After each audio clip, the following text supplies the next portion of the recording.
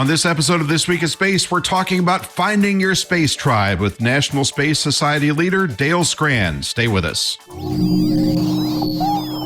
Podcasts you love. From people you trust. This is TWiT. This is This Week in Space, episode number 70, recorded on July 14th, 2023, Finding Your Space Tribe. This episode of This Week in Space is brought to you by ACI Learning. IT skills are outdated in about 18 months, so launch or advance your career today with quality, affordable, entertaining training. Individuals use code TWiT30 for 30% off a standard or premium individual IT Pro membership at go.acilearning.com/twit. Hello and welcome to another episode of This Week in Space, the Find Your Space Tribe edition. I'm Rod Pyle, editor-in-chief of Ad Magazine, and I'm here with the indefeasible Tariq Malik, editor-in-chief at space.com. How are you today, Tariq? I'm doing well, Rod. I'm doing well. It's another great day in space, I have to say. Now, you're a big-time editor. Do you even know what that word means? I was hoping we were going to get past it and then just move on, but not able to be lost or annulled. So I can't lose you even if I want to, except for a couple weeks at a time. Oh, our returning visitor today, he is the inimitable Dale Skran, Chief Operating Officer of the National Space Society, amongst many other titles. Hello, Dale. Hello, everybody. Thanks for coming back. It's good to see you, despite the fact that you're going to have to sit through three space jokes today because I decided that a troika was just exactly what we needed. So hurry begin a trio of dazzling space jokes. Hey, Tariq. Yes, Rod. Why don't astronauts use smartphones? I don't know. Why don't they use smartphones? They prefers to use the space bar. Okay, let's try something else. How does an astronaut keep his pants up? How does an astronaut keep his pants up? With an asteroid belt, of course. Okay, yeah, I get that one. I still don't. That one I got. I don't. Okay. And finally, I don't think this is a repeat, but it might be. Why did the comet break up with the sun? Why? He was just too hot to handle. Oh, just like me, right? Just like me. So. Okay. The crickets, as usual, have sent us off on our way. As always, don't forget to join Team Tariq and send us your best or worst space jokes. You listeners are falling down the job. We want your space jokes. And don't forget to do us a solid. Make sure to like, subscribe, and all that cool podcast stuff because we want you to. All right. I've thought about it, but I still don't get the space bar joke. So, well, they're using a keyboard instead of a smartphone, you see. A smartphone keyboard. No, I still don't get it. Okay, well, all right, on to headlines. Yes, headlines. Yeah, headlines. Good, a lot of news today. And launches. Thanks, Google, for signing me out right at my moment of need. All right, yes, so. Three launches today, Rod. Three. Really? Yeah, SpaceX. And I'll bet this story is from space.com. Yeah. Well, this one is, yeah. So there are three launches today as we're recording this. SpaceX launched a Starlink mission at the crack of dawn, and Rocket Lab is going to launch a recovery mission in the afternoon, actually probably close to while we're recording this right now. But the highlight of today is India's Chandrayaan-3 launch. Right. So for the second time, India has launched a mission to the moon to try to land a rover on it. Chandrayaan-2 was the last one that sent like an orbiter and a lander rover to it, the Vikram lander, the Pragyan rover. This is kind of the sequel because that first mission failed. They found like a software issue that led to it to kind of crash into the moon before it could soft land safely. So what they did is they took all of the best bits from that Chandrayaan-2 mission and they rebuilt the Vikram lander and the Pragyan rover. And they've got some new enhancements, better software. There's some thruster and engine changes and stuff. And they got off the ground super smoothly and spectacularly from the Satish Dhawan Space Center this morning. And it's on its way to the moon. Pretty long road. It's going to take about a month to get there. August 23rd, 24th are the dates that I heard being talked about for that landing. But if everything goes well, Rod, This mission could be the first to reach the moon's south pole with like a rover and a lander. And that is where everyone is going. NASA's Viper lander, SpaceX's lander for Artemis 3, all the private landers and rovers, they're all kind of headed to that general area right now. But this is the first one. And if they make it, they might beat everybody. Well, and we should remind our listeners that India just about 2 weeks ago signed on to the Artemis Accords. That's right. So having them as part of that alliance to explore the South Polar region of the moon robotically is pretty exciting. And their Chandrayaan spacecraft played a vital role at confirming the presence of water ice at the South Pole of the moon, too. Chandrayaan 1, right? Yeah, the original one. Yeah. All right, moving on. Martian goo from space.com. A new mix of organics is found by the Perseverance rover. Take it away, my friend. I don't know if it's goo, if we can call it that. Well, but you can call it anything we want. It just may not be accurate. But scientists have confirmed that the Perseverance rover has found organic molecules, basically the building blocks of what we would call life eventually on Earth, in rocks at the Jezero crater. It's a more collection or more evidence that the reason that they went to this place in the first place was the right reason. That the Jezero crater on the face of Mars, this huge crater, was an ancient delta where a river of water, they think, would like empty out into, and it used a very appropriately named instrument called Sherlock. That's an acronym, as they all are, the Scanning Habitable Environments, and Raman and luminescence for organics and chemicals. That's not Raymond. Yeah, that's not this. That's not the soup. It's spelled differently. But they found in 10 different rock targets that Perseverance drilled into with this instrument, or with this its drill, and then looked at it with this instrument, that they found these glowing telltale evidences of these different types of trace organic molecules. And that's really important because they form very pivotal ingredients for life on Earth. A lot of these molecules are ones that are linked to liquid water, which would have been there in the past, or minerals that form in liquid water. And it's another bit of evidence that these clays and these minerals were awash in water, and where life might have been able to flourish. And this is all flourished like billions of years ago, of course.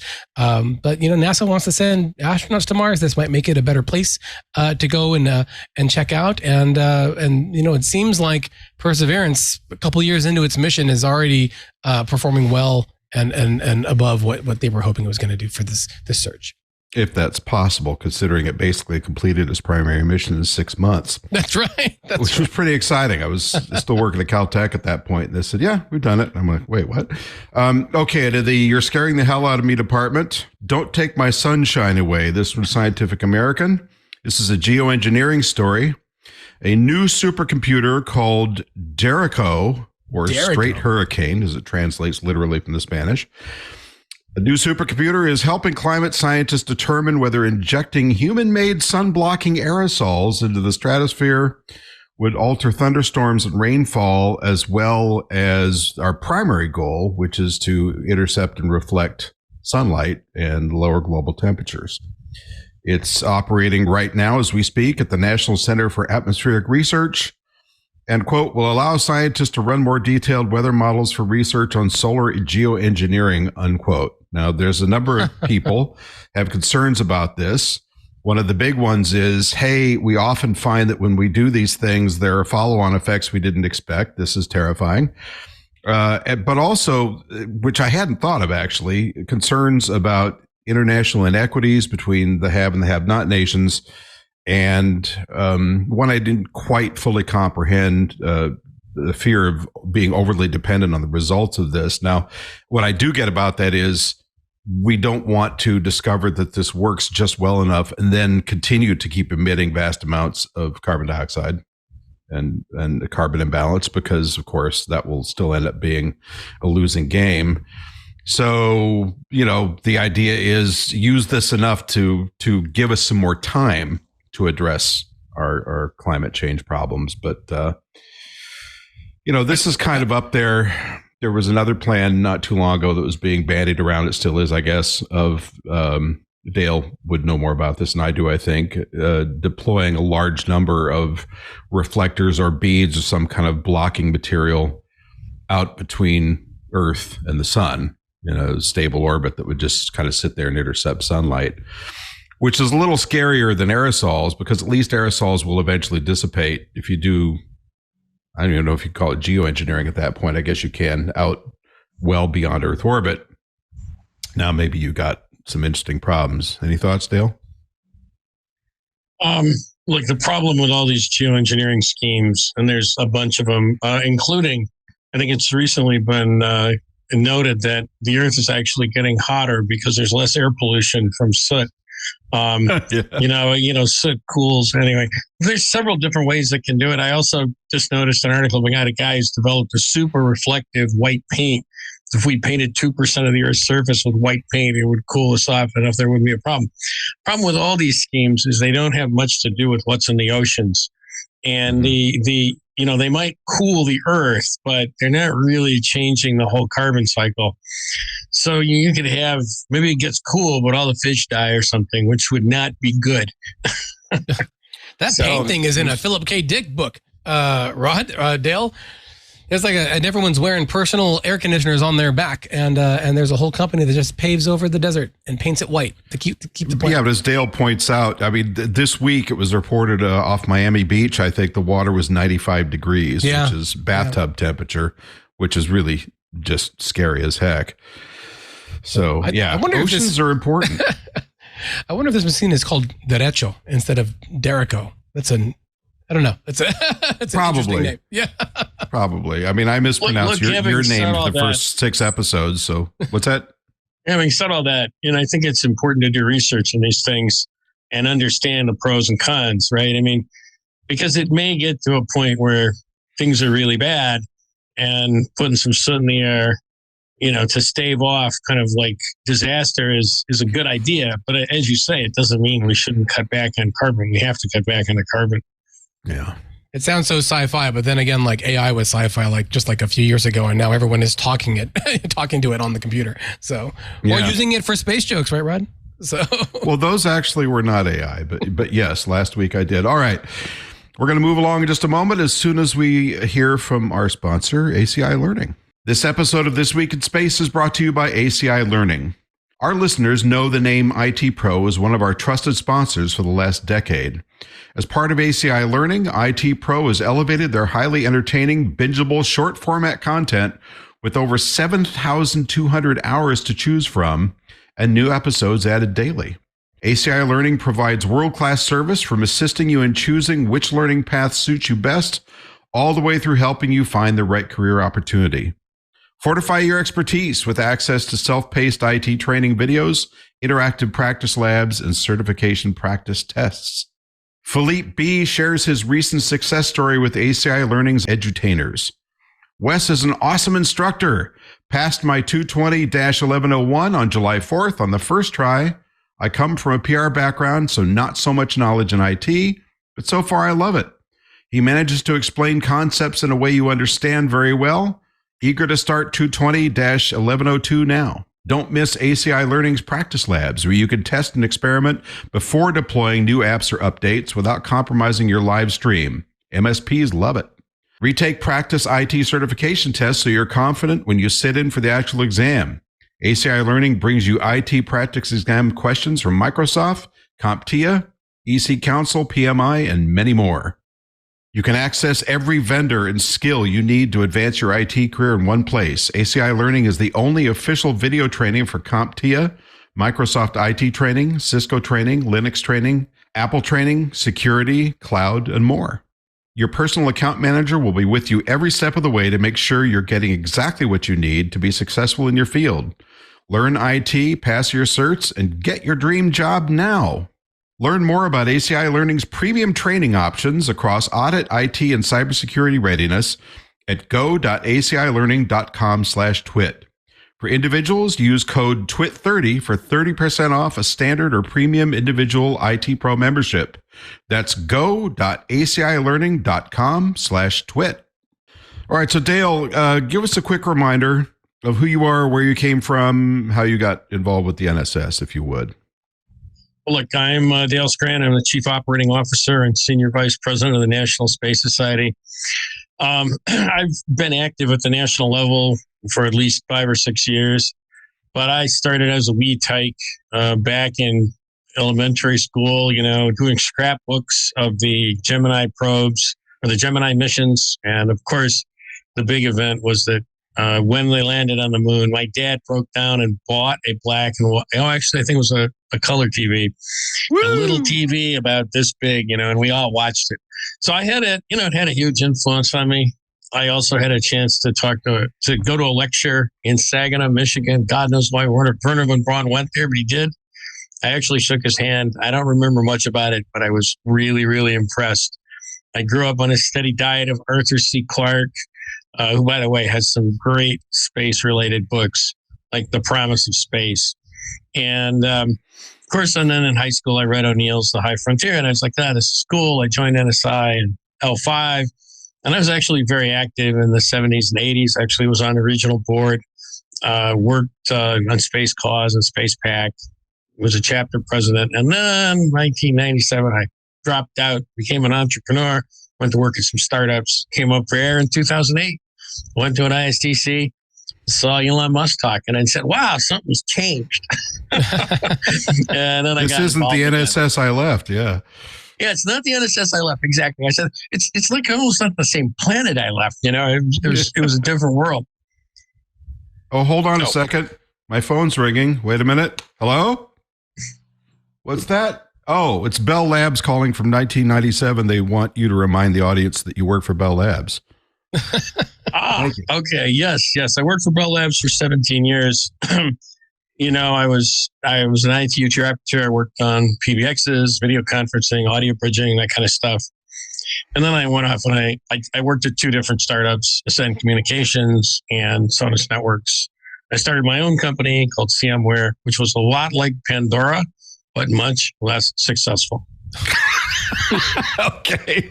And you mentioned that you had early on joined both the NSI, which was then the National Space Institute, which was kind of a NASA-aligned support group, and the L5 Society, which was following the Jerry O'Neill ideas about orbital space colonies, habitats. And so you remember both those before they merged, is that right? I do. I mean, I read both magazines before they merged. Yep. Did you get your money back when they merged for the other half of the membership? Not. They didn't? Okay. No, I didn't get any money back.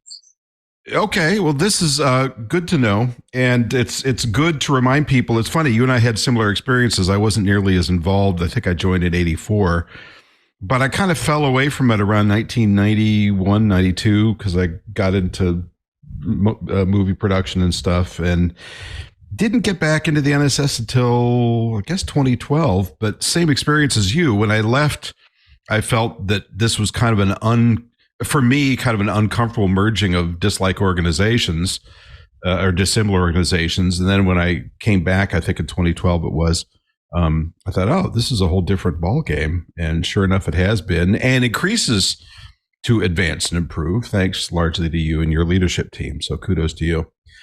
All right, enough flattery. More flattery. I think. Well, just wait. I think Tariq has some questions about the International Space Development Conference. Yeah, well, the core topic, right, of our chat today is about finding your peeps, your people, out there in the great beyond. And I unfortunately did not have like a group of people that all like really love space, growing up, and I wasn't in a club or anything. I was reading about it all on my own, but I did have a chance to go to the International Space Development Conference. Actually, it might have been that same one you just mentioned, Dale, when Elon Musk was there getting an award, I think, back then. And I was just amazed by it. But I don't think a lot of our listeners and viewers might know what that conference was, let alone what the goals are and how it brings everyone together. So I was kind of curious about that conference itself. You can kind of like give us the Cliffs Notes about what that is, how it started to get people together once a year to share ideas. That's a really, I'm not qualified to speak about how it started. That was before my time. Okay. But it's been going on for a very long time at this point. I want to say we're 50 years or something. But the need it's filled, and I think this is a big part of the brand of the ISDC, is NSS is all about what we call the big tent. And that's also related to the tribes. Originally there were three different sort of ways of looking at space. Sometimes it's called the von Braunian approach, the O'Neillian approach, and the Sagan approach. And the Sagan approach is robots and no people. Von Braun is a giant fleet of spaceships carrying a crew to Mars to explore.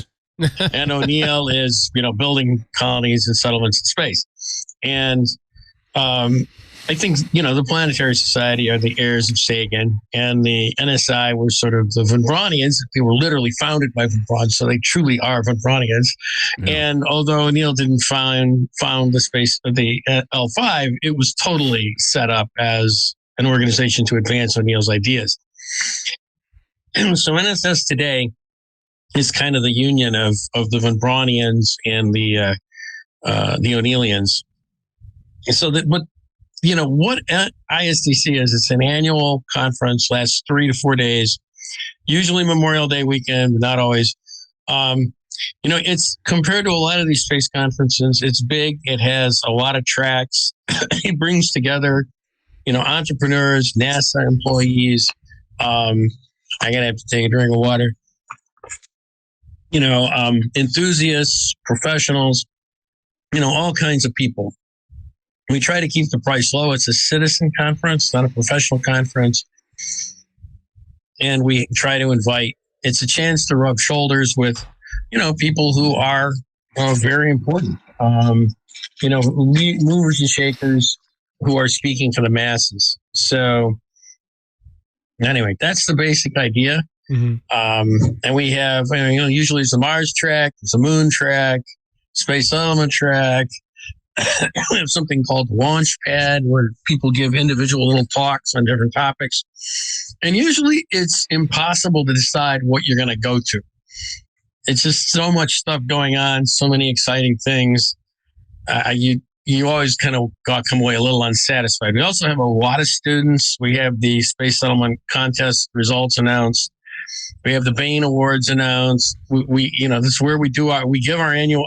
One thing that drives is we give annual awards, mm-hmm. and the award winners come and give speeches at the meals.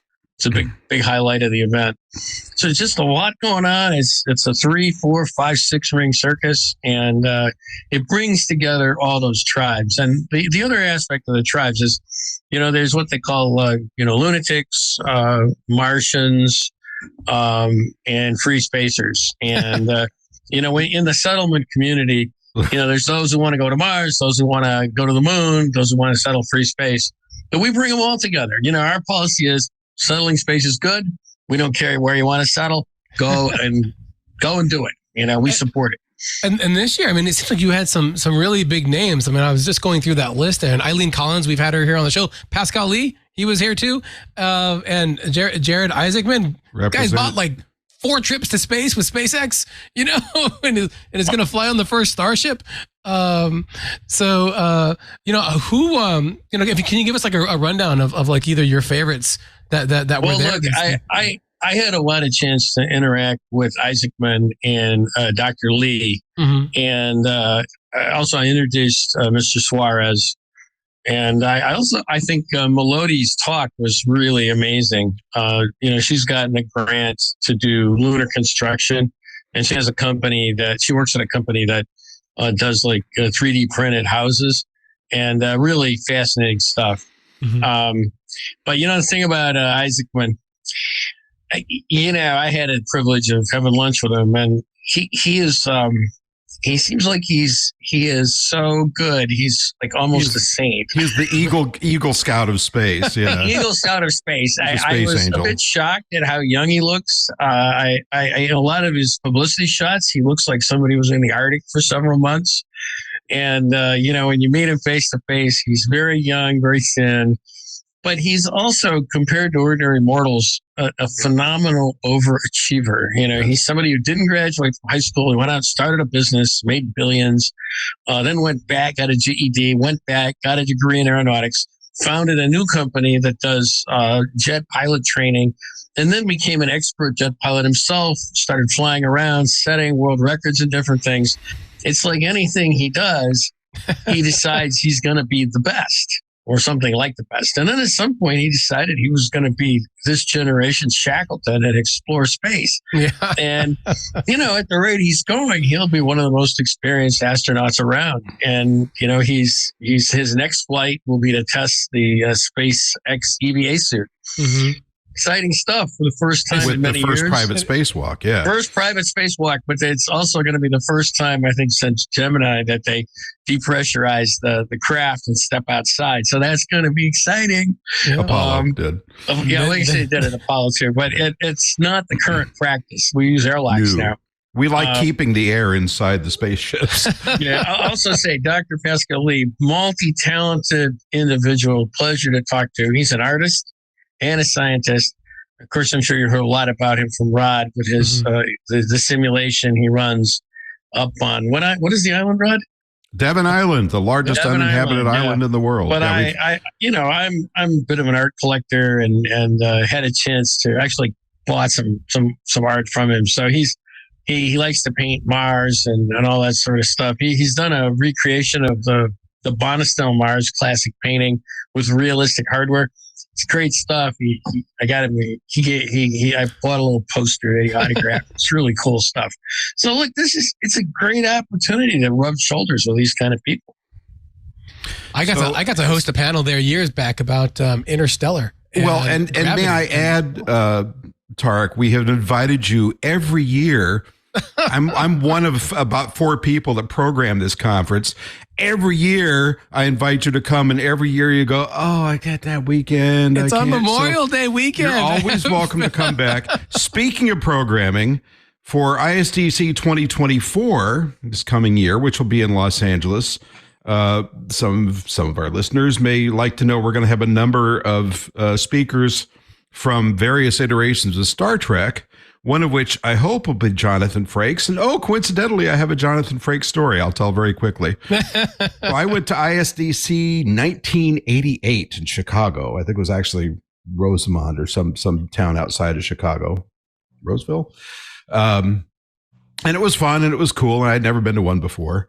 Jonathan Frakes was there, supposed to speak the first or second night we were there. So I was standing on the hotel bar. I was appreciably slimmer then. I was standing on the hotel bar having a drink, and this young guy with very thick Coke bottle glasses walks up, stands next to me at the bar. It was kind of like a scene out of a Western. And he looks at me and he goes, "Hey." I said, "Hey." He said, "How's it going?" I said, "Good." You know. I said, "What?" He said, "It's cool, you know." And I said, "Okay." He said, "So what's it like?" It's great. And this banter went on for about 5 minutes, and I realized he was drunk enough that he thought I was Jonathan Frakes because I have a beard, even though I'm about 6 inches shorter, 30 pounds heavier, and not half as handsome. So at that point, I thought, well, I can either pop his balloon or say something else. And so he was pretty drunk. So I said, "You know, it's real, right?" He said, "What?" And I said, "The ship." "Get out." So we ran that for a few more minutes until he realized I was full of it and wandered off. But that was my first ISDC experience. One of my best. I think that was a Jeffrey Liss ISDC, if I remember correctly. You need to seal the deal by turning your chair around and sitting on it backwards the way that he did in the show. Well, but the thing is, you don't just turn the chair around. You have to lift your leg over the chair. And if I did that, I would tear my groin at this point. So that's not going to happen. So, Dale, you've given us a pretty good outline of an ISDC. I would just add a couple of things. One, it's a huge STEM event as well. So we have hundreds and hundreds of kids from the United States, Asia, Europe, that come and join us for some bespoke sessions designed for them. And then they're, of course, welcome to go to any other sessions they want to. And we had some prominent guests this year. You touched on a couple of them, but we also had Dylan Taylor, who we've had on this podcast, who's a brilliant entrepreneur that runs Voyager Holdings, which owns a bunch of aerospace companies. Daniel Suarez, as you mentioned, who we've also had on the podcast, who's a brilliant science fiction author who's just come out with his second book in his trilogy of, I don't know, you wouldn't really call it space settlement stuff, but I mean, he really is like, it's like reading the NSS handbook for fiction, right? Which I thought was really fun. And you had a good chance to talk to him, I think. Yeah. Yeah. I mean, I gave an introduction to his speech, but, you know, I said the introduction. It's a lot like he recorded a conversation between myself and David Brand Erickson about what we need to do to industrialize space. And then he just added some excitement, you know, with some bad guys and I think North Koreans or something. And North Koreans. But it's the other person you didn't mention was Dr. Eric Smith, who's the James Webb chief scientist. I had a chance to talk to him. I thought that was really fascinating. One of the great things is to get a chance to meet people like Dr. Smith and get some of the kind of the inside story on space versus ground astronomy. Right. So I really felt also in past ISDCs, I had a chance to talk to Dr. Jim Green, who's chief scientist at NASA. So very fun guy. Really exciting ideas that he has, which he never talked about while at NASA. His big goal is. Oh, you mean like restarting the core of Mars so it has a magnetic field? Well, he wants to create an artificial magnetosphere, you know, and it's like a big picture thinking, but I'm like, wow, they let him work at NASA? I don't know. Anyway. Well, and we also had astronauts Eileen Collins and Bonnie Dunbar, who were both speakers this year. I got to interrupt here. Bonnie Dunbar, because that was incredible. It was great meeting her. I learned a lot of interesting stuff. One thing that I don't think is well understood is she was a ceramic engineer, and she had a lot to do with the original shuttle piles. You know, that I was like pretty much the first thing she did was they weren't working good, and she was put on it, and she was able to get them working right. And apparently that impressed a lot of people and led to her being an astronaut. But the thing that I was really amazed is I ended up seeing a picture of her and Anita Gale, both. Anita Gale is the CEO of the National Space Society. They were buddies a long time ago when they both worked on the space shuttle. And I must say it was quite revelatory to see like a 30-year-old picture of them together doing some kind of stuff with the space shuttle. Well, look, it's a great cast of characters to get to meet at the ISDC. That's all you can say.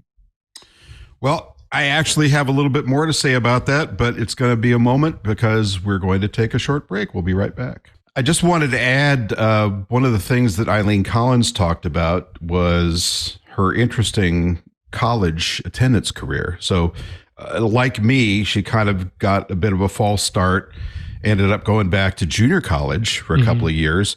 And, you know, a lot of people that go to junior college kind of get bogged down, and it can be hard to move back to where you wanted to be on your A game. She came out of there, worked her way through getting her bachelor's and graduate degrees. And next thing you know, she's an astronaut, and she was at the top of her game in everything. And I think I found that particularly inspiring because sometimes when you sort of get that false start in your college, you can get kind of discouraged and bogged down. And her story was just, I thought, incredibly inspirational and a very rare one in the astronaut corps, because they're usually straight out of the gate. You know, they're going at warp 9, and they're not like the rest of us in many ways. Yeah, when she was on the show, she was talking about that drive in the Air Force too, to become, to show that she had that right stuff before there was a right stuff to go out. You know, wow. So Dale, did you have a favorite moment at the conference? I think it was talking to Jared Isaacman. It was an experience. He's not like other mortals. Yeah, that I noticed. Yeah. Well, him and Dylan both. Well, you know, the ISDC is a great place, Dale. for people to get together. But we didn't ask about how many people showed up this year. Do you have that offhand? It was in the range of 1,000, which is we're kind of on a recovery road from COVID. We obviously we had to cancel during COVID, and I think last year was our first live in person post COVID, and we definitely did better this year. And we're hopefully we'll do better again next year. Yeah. We're out there with everybody else fighting to get people to come out and do stuff, and but we're making progress. When you're not at ISDC and obviously doing the work to make all of that and the NSS happen, are there other what other types of events do you end up going to find kind of the folks that our tribe? Their tribe. I'm trying to find what the thesaurus words to say it. Like your space peeps. Well, are you looking for me to talk about other NSS events or just events in general? Is there anything? Because I have my own personal list of ones that I go to. Well, I'll tell you what I'll tell you one thing I recommend people go to is they have an ISS R&D conference, and I kind of say it's NASA runs it. The way I describe it, it's a lot like an ISDC, but with no students and all scientists. That's coming up in Seattle too. Yeah. Yeah. And oddly enough, a lot of the same people show up. I mean, I was sitting at the ISS R&D conference once, and Keith Henson stepped up to ask a question. So, it's like, okay. He, by the way, founded the L5 Society. And but it's fascinating. It's well worth your time to go to it. It's doesn't cost that much. And so I really, and I think it's wonderful that NASA puts it on, and it's a good way to connect with what's going on, especially on the ISS. Yeah. Rod, did you have a short list too, or? Well, so I was going to add something that is not actually a conference and not actually a public thing, but in terms of getting my space itches scratched, if you will, a number of years ago, gosh, it was probably 2016, I would guess. I went to one of the conference/meeting/battleground in Southern California. There was a meeting at a hotel where they invited all the scientists and academics and engineers involved with the Mars rovers. So this was landing site selection for the Perseverance rover. And most of these people had experience on Curiosity and some on the MER rovers before that, the MERs. And, besides being a fascinating and eclectic group of really brilliant people, just watching them range from civil discussion to damn near gladiator combat in this thing, trying to decide, because the engineers are going, okay, we want this crater floor because it's flat and it's safe and they don't have all these rocks. The geologists are saying, yeah, rocks are the whole point. We're going to go to this river delta. And then the biology people are saying, we need something where there's a possibility of a concentration of organics. Then you're back to the engineers going, no, make it flat with no sand. So watching those guys hash this out was, I guess I'm weird because I kind of get my thrills that way of watching them make these decisions. But it was cool to be in this kind of, this is still at this point 4 or 5 years off, that the second large rover would be arriving at Mars. And it was fun to be, if not part of that decision process, at least to be witness to that process. Those things are hard to get into, though. In terms of other conferences, man, there's a number I could name, but I can't say, and I'm not saying this because I work on programming ISDC. I'm saying this because there are really very few that are of that caliber. They're either like what the Space Foundation does, much more professional. And I love going to those things, but you can kind of feel lost if you're not part of the professional crowd because you're just a witness. If you're a journalist, that's fine. But if you're just attending, it can be a little frustrating. On the other hand, there are conferences that are less professional than ISDC that are fun, but you feel like you're hanging out and talking to, and in many cases, listening to your peers. And if that's what you're there for, that's fine. But if your primary purpose is to hear from the leaders in these areas who are making decisions, make things happen, and having visionary thoughts that are going to drive the future, I of course, I'm going to say this, but I think ISDC is really your best bet because it's a good blend of everything. But this may prompt some of our listeners to to write in and correct me on that, which of course we always welcome. We should tell them if they've got their own favorite events and whatnot, please let us know, you know. Well, look, go ahead. I think it's worth saying that, I don't want to just ignore it, that the various Mars groups have their own Mars conferences. And if you're into Mars, that's the place to go. Mars Society in particular, yeah. But I will point out, we had great Mars programming at ISDSC. We had a Mars track, and it was a really good track. Which Pascal ran, which is, I think, why it was extraordinary this year, because he talks to those people every day pretty much. Yeah. And he's on for next year, too. So, by the way, he had another highlight for me was his talk about the glaciers on Mars, the equatorial glaciers. Relic glaciers, yeah. Relic glaciers. We don't know if they're alive they're basically covered with like stone. I mean, there's still glaciers, but they're covered by like a layer that keeps them from evaporating. And that's just fascinating science, but also obviously an opportunity. Yeah, I mean, he's at this point, just to be specific, they're not sure if there's anything under the one that he's talking about. It's just clear evidence that one was there. Hopefully, there's still equatorial ice, because that's the jackpot. You know, if you can find ice in a landing zone that's a lower energy, easier place to land, more temperate and all that kind of stuff, that's good news. Was there a particular... go ahead. Then you bottle it and then you sell it for what, $1 billion? And I was going to say, if you think Fiji water is expensive and inefficient to ship home, talk about that for a minute. So you've been to Space Symposium a number of times, I assume, yeah? Oh, me? Dale. Or Dale, yeah. No, I'm not a Space Symposium person. Oh, okay. I know you've gone, Tariq. Yes. I keep planning to go, but it's always a really bad time of year. Would you recommend that for... Space Symposium is expensive. If people are interested in, and if you're super geeky about like the nitty gritty and how stuff gets made, then I can recommend Space Symposium. But tickets for that are fairly pricey, in the multiple hundreds of dollars. It's in Colorado Springs, which is not the easiest to get to. It's not hard, but it's pricey to get there. It's 2 hours outside of Denver. There is a car service that you can reserve in advance to do it.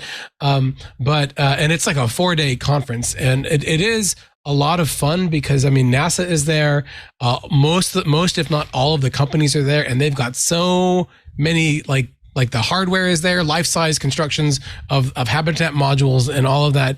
It's a lot of fun, but it is a fair investment. You know, one of the things that I would suggest, because what I was able to do and really get into it when I was living in Los Angeles, was I would go to the observatory, at Griffith Observatory, and they gave talks every month, you know, and I met John Cassani of at the time the Cassini spacecraft mission before they had even launched it, and he was giving it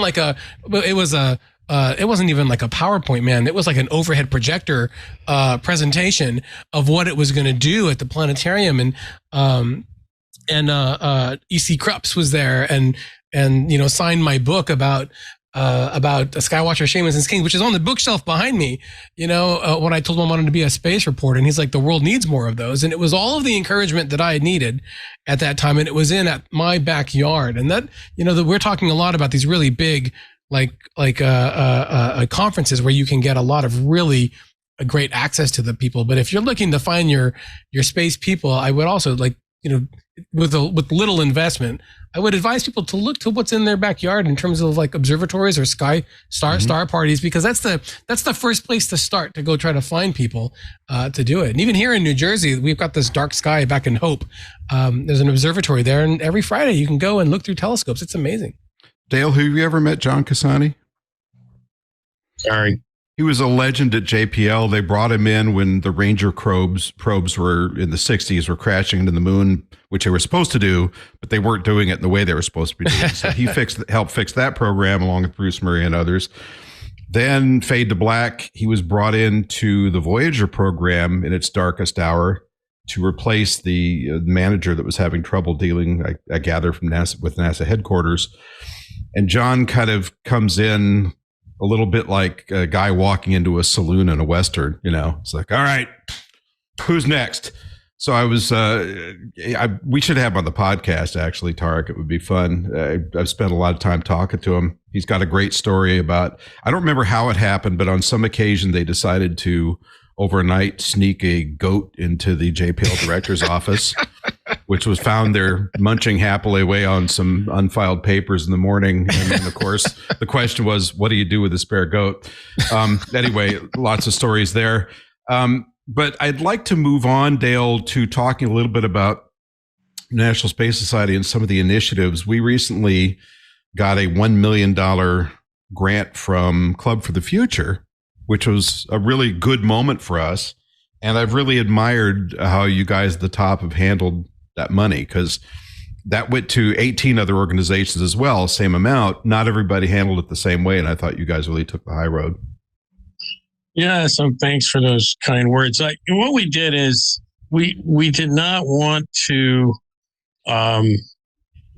fritter it. We wanted to, we first off focused on like, what does Club for the Future really want? And it seems like their main goal, although this was an unrestricted grant, was to fill the STEM pipeline and to support their postcards in space. So we paid close attention to what they wanted. And we put a good amount of effort into Postcards to Space, which is a program where you can fill out a postcard, draw a picture, and send it to the Club for the Future, and they'll fly it on New Shepard. And we put and return it to you. And return it to you. Yeah, exactly. Yeah, keepsake. Yeah, they're returning. They don't just dump it out in space. They return it. Right.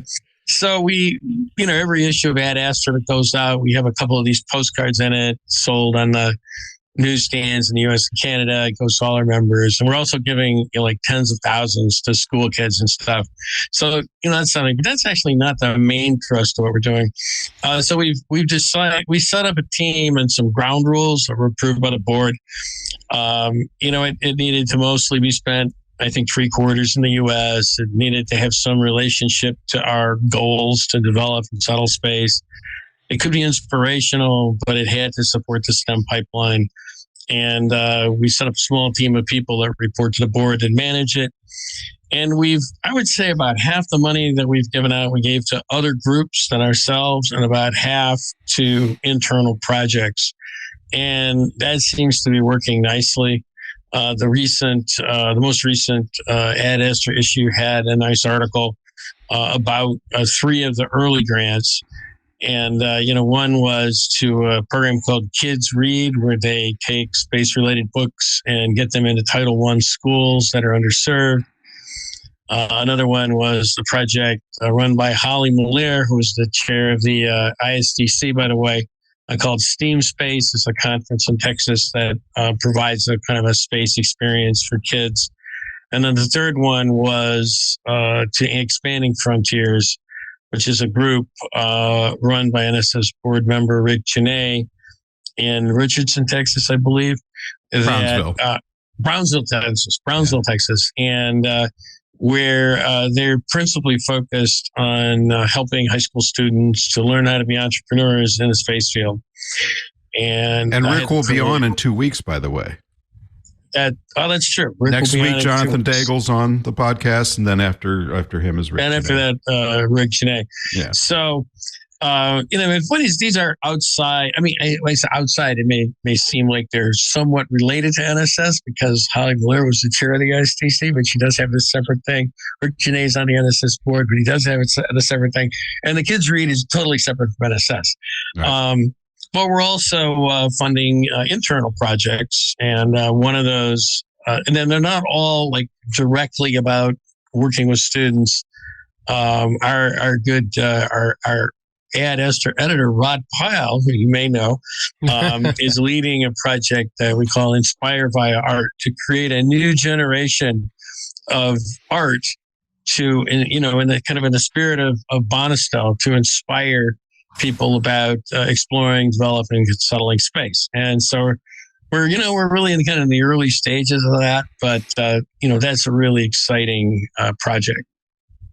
All right. Well, we're going to be coming back to talk about more of this as soon as we take this quick break for a sponsor. Okay, Tariq, it's going to be your turn in a second, but I have to ask Dale to comment for 1 minute if I can. I'm just enjoying this whole discussion right here with my coffee. About the various STEM-based competitions we have. We have the Space Settlement Design Competition. We have another Space Habitat Design Competition. So maybe you could talk a little bit about the two of those and what differentiates them, if you would. Sure. we are the world leader in space settlement design, in space settlement related competitions. I can't. I mean, there's no other group that does as much as we do. We have two competitions. One is called the Gerard O'Neill Space Settlement Contest. And it is a fairly large number of students apply to it each year. I mean, like more than 10,000. Mm-hmm. And the awards are given out at the ISDSC. It is targeted more to middle, high school students, and it's something an individual can work on it. You can have a team. I think it is. It's not a coach thing, though. I mean, there's no attempt to like guide the people along or whatever. And the results are good. I mean, when you have 10,000 students putting in applications, something good always comes to the top. But the competition is also very interesting. It's called the Space Settlement Design Competition. Mm-hmm. And the thing that's different there is it's focused on doing an in-person simulation of a corporation. The students are assigned roles, CEO, VP of engineering, whatever, and they're given an RFP for building a space settlement. And then they have to come up with a design in a 3 or 4 day weekend. And then we have the finals at our headquarters at Kennedy Space Center annually in the summer, usually. And that's a lot of fun, by the way, to go to that. Yeah, that's very exciting stuff. But I think it has a lot of impact on students because it's you're by simulating corporate environment. A lot of students are very unfamiliar with what it's like to actually work in a corporation, and working at McDonald's it can be a good experience. I mean, in my misspent youth, I worked as a landscaper.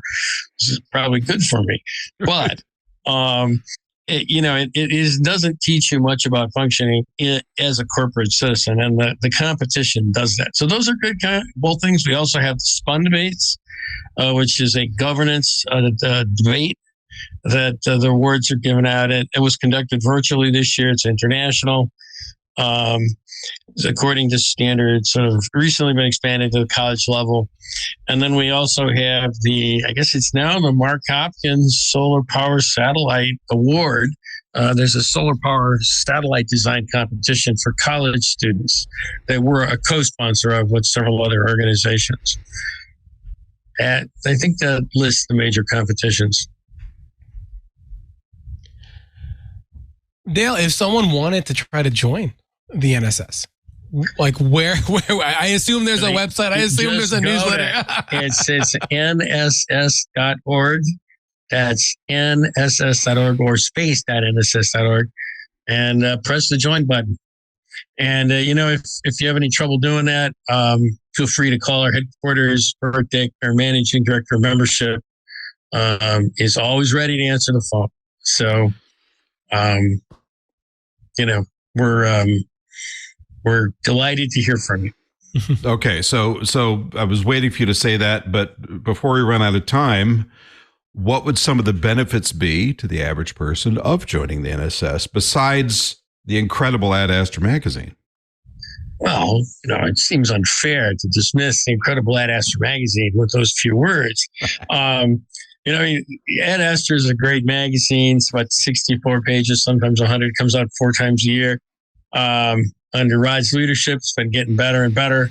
And if you like to read what I write, I put a lot of articles in there. So, and of course, there's lots of other people. It's a lot of high quality writers in there. And that's the issue that I was talking about, the education issue. I think the other benefits of being an NSS member, you do get discounts. Like you get a discount to go to the ISDSC and things like that. We have something called Downlink. It's like a weekly internal newsletter. It tells what's going on and inside the society and so on. We also have chapters you can get involved in, form your own chapter. It's not actually, we have quite a few chapters, but not that many. So you can always form one yourself. Well, and around the world. And around the world. We have chapters in India, Germany, Australia, and so on. So it's an international thing. I used to be a chapter president. That's kind of how I got started in this. Anyway, let's see, what else, what are the other benefits? If you want to get involved in having an impact on the space program, we are the place to be. We do this annual thing called March Storm, and we do Fall Fury. And they're both, sort of walk on Washington things. We work with 15 other nonprofits, an alliance called the Alliance for Space Development, and our main partner in this, Space Frontier Foundation, but lots of other groups like the SED, Students for Exploration and Development of Space, and so on, are part of it. The Mars Society, the Mars Foundation, we're all in it. And we have an annual campaign with 4 annual goals. And we do other things as well. Like just recently, we had a political action alert to support introducing a bill in Congress calling for research on space solar power. And that actually happened. It was actually introduced. So that was a very recent short-term alert. So if you want to be part of that, there's a lot of opportunity to be really active. And I think if you have a serious bent, you like to write, you're really interested in space policy, we need you. Send me an email, dale.skran, DALE.SKRAN as in Nancy at NSS.org, and I'll get you in touch with the policy committee. Whether you're a student or professional, whatever, I have to tell you, a potential work list as infinite as space itself. That is absolutely true. But I will say, if you're into this, and I kind of am a political junkie, this is really an exciting way to learn and really get connected to what's going on in DC. I mean, we operate at a different level. There's a lot of forums on the web where people claim to talk about space policy. I'm telling you, those people know jack about what really goes on. Okay. The discussion is on such a low level. I mean, we are interacting directly with the major players. And, that it's if you're serious about, if you're interested in policy, we're a great place for you to learn, which brings me to a point. One of the benefits of NSS is we have a fantastic record of people who are NSS leaders becoming leaders outside the NSS. Mm-hmm. So, for example, our previous executive director, Lori Garver, became the associate director of NASA, or deputy director of NASA. George Whiteside, who was also an executive director, became the CEO of Virgin Galactic, and he also, I believe, he was chief of staff at NASA for a while. Yeah. The gentleman named Scott Pace, who used to hold a position that I've held, he's executive vice president of the National Space Society and chair of the policy committee. He is a professor at George Washington University, and under the Trump administration was the executive secretary of the National Space Council, which meant he had a tremendous influence on space policy. So there are some other people, but I think there are very, very few organizations that can claim that we had actual leaders who rose to those kind of positions. And these people were not famous or well-known people when they started. Right. Lori Garver was the secretary of the National Space Institute before the merger. So just keep that in mind. It is what it is we're a great training ground. If you're serious, you want to work and you want to learn, we can be a platform to a lot of things. Well, and I'm still waiting for that breakout moment of ascension myself, but I know it's just around the corner at any moment. Dale chuckles. Dale, I want to thank you for joining us today. This has been a fun discussion, and it's something I've wanted to indulge in a little more fully for a while, but I find myself talking about the NSS. It sounds incredibly self-serving, so it's good to have you come on and talk about it from an external point of view. And I'll add just a small thing in case it wasn't clear to folks. We were talking about March Storm and Fall Fury. This is NSS members getting some training and going in and talking to Congress people and or their staffers directly. So you're going into the halls in Washington and taking the message directly of those folks, How effective it'll be is always a question, but it's really the only way you're going to make an impression. Yeah, you can drop an email and they go into a hopper somewhere and some software sorts it and somebody might read it eventually. But there's nothing like showing up and making your opinion and the organization's point of view known directly to those folks, and they listen. And in fact, I believe years ago, we were somewhat instrumental in actually keeping the space station program alive, correct? Yeah, the space station survived by one vote at one point, and our role in supporting it. Well, I'd like to think it made a difference. More recently, the things that we've been promoting over the last, say, 3 to 5 years to have a gapless transition away from the ISS. Current NASA policy is essentially identical to the policies that we had in position papers 3 to 5 years ago. So, except they don't say gapless, they say seamless. Okay. Well, listen, I want to thank everybody for joining us today to hear from Dale Skran. And Dale, thank you for coming on about our discussion for finding your space tribe. Dale, we know where to find the NSS because I say it every week, nss.org or space.nss.org or at astromagazine.com. Where can we keep an eye on you? The best way to keep an eye on me is I don't really have any separate blogs or anything like that. The thing to do, and by the way, you don't even have to join the NSS. Some people like just can't afford it or whatever. Come to nss.org and subscribe to the blog. Go to the blog, subscribe. And a lot of what I publish appears on the blog. If you want to read what I write in Ad Astra, you got to join. But there's a digital-only subscription that costs a little bit less money, so you can do that. But I think joining the NSS is the best way to figure out what I'm doing. All right. And Tariq, where can we put on our sunglasses and keep an eye on your dazzling incandescent career? Well, I am always at space.com, when I'm not sleeping. So that's the best place to find out whatever I'm doing. But I am also still on the Twitter at Tariq J. Malik. And if people really like very poorly edited videos of Fortnite and whatnot, I do have a new YouTube channel, and it's called Spacetron Plays. Spacetron Plays. So, good to know. I'm sorry to interrupt. You could also find me on the op-ed column of Space News or in Jeff Faust's blog, The Space Review. So I publish there sometimes as well. And of course, you can always find me at pylebooks.com and at adastromagazine.com. And I have a YouTube channel, but I haven't put anything up there for a long time. So let's play Fortnite. At your own risk. No, I don't. Video games are for kids. And don't forget to drop us a line at twit.tv. That's TWIS at twit.tv. We always welcome your comments, suggestions, and ideas.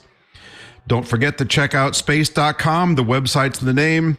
And, of course, the National Space Society at nss.org. Both are sure to scratch your space itches.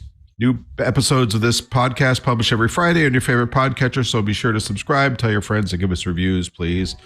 5 stars or a thumbs up will always do nicely. You can head to our bespoke website at twit.tv/TWIS. And don't forget, please, you can get all the great programming on the Twit Network ad-free at Club Twit, as well as some extras that are only available there, but it's a secret, for just $7 a month. And you can follow the Twit Tech Podcast Network at Twit on Twitter and on Facebook and twit.tv on Instagram.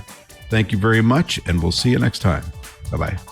It's midweek, and you really want to know even more about the world of technology. So you should check out Tech News Weekly, the show where we talk to and about the people making and breaking the tech news. It's the biggest news. We talk with the people writing the stories that you're probably reading. We also talk between ourselves about the stories that are getting us even more excited about tech news this week. So if you're excited, well, then join us. Head to twit.tv/TNW to subscribe.